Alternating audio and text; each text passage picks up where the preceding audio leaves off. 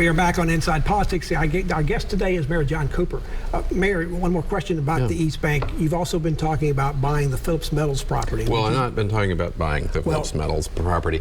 It is a property well located on the East Bank, and obviously it will figure in all visions going forward, but it is privately owned.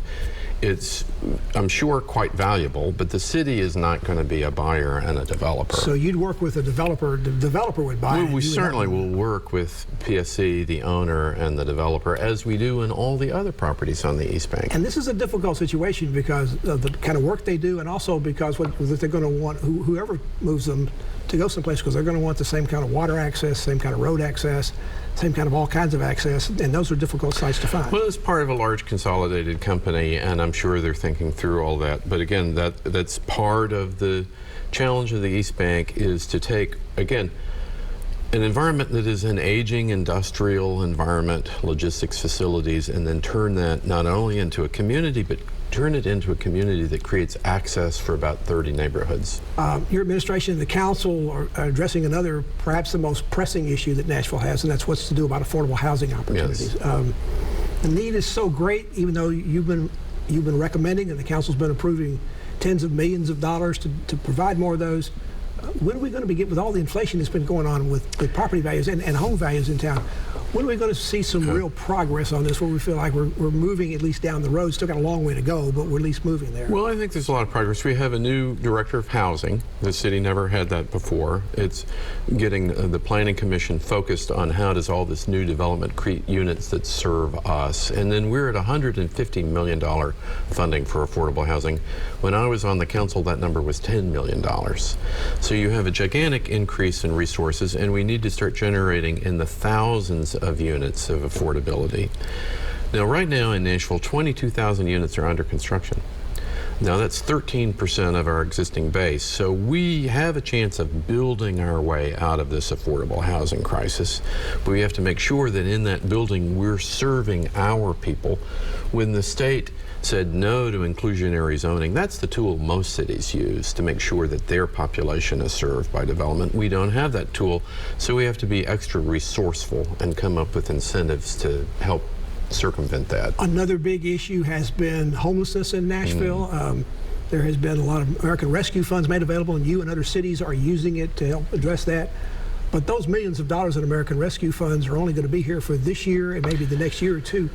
What do you do after that's over? Where does the money come from when the American Rescue funds run out? Well, great question. And we've putting $50 million into a housing first strategy, but so much of that money goes to the big upfront cost of creating low barrier housing units for chronic homeless. So the counseling program going on beyond that may not be $50 million a year, but to get the housing units initially in place, that's a very big upfront cost. Now, we've done the groundbreaking on the first 90 supportive units.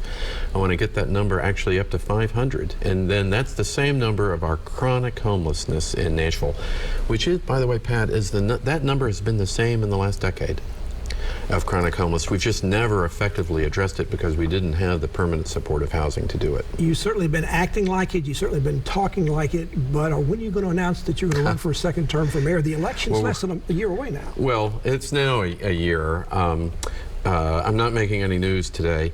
I will say, I'm only just beginning my third budget, right? And the mayor's term is 4 years. You're just beginning your third budget.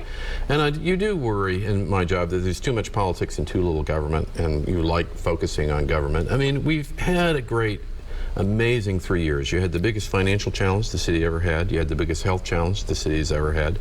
Now you have the biggest opportunity of using development to creating a much better city, to using the new development not only to pay for benefits, but to create the jobs and opportunity that hopefully our school system is going to allow our kids to take advantage for. And we're the envy of all the cities in the country right now, but we have to take advantage of the moment. I was going to ask you, if you decided to run again, and I assume you are, what were you going to ask voters about your accomplishments and then what you were looking for your second term? But it sounded like you just told me that. Well, we've done a lot. And if you look at the Nashville of 2019, we're talking about $3.3 billion earlier in this conversation of neighborhood investments. In the Nashville of 2019, we were selling Edmondson Park to balance the budget. this level of investment back into neighborhoods, of infrastructure to make Nashville great, to rise to the moment, to create a city that's actually a better city than the city that we had before, that's sitting right in front of us right now in Nashville. You had to fix the budget to rise to the occasion to do it. And I'm grateful to the council for helping do that, but this council term is delivering a far better city than the one that we inherited. And I think that's just the greatest moment of public service for me and the council to be able to say that. There are at least 2 people who've already announced they want to run against you. There may be a couple of others waiting. I'm sure there will be many. It's a fabulous city. Opposition does not bother you. Well, it's a fabulous city. Of course, anybody would want to have this job. It's my privilege to be in it. And the opportunity for the city going forward and being the greatest city in the 21st century, not in size necessarily, but in quality of life for our people, to be the city that our kids and grandkids thank us for. The past 2+ years for everybody, but particularly I think for elected officials, has been tough because almost every move you make, every decision you make is being scrutinized. Why do you want to offer yourself again for public service? Good question. I'll have to go home and think about that. But quickly. Mayor, thank you so much for taking the time to be with us today. We'll have you back again, certainly as we move towards next year and maybe beyond that as well. Well, and thank you for keeping the public informed, from the Neighborhood Investment Tracker to all these other issues. Democracy requires information and public involvement.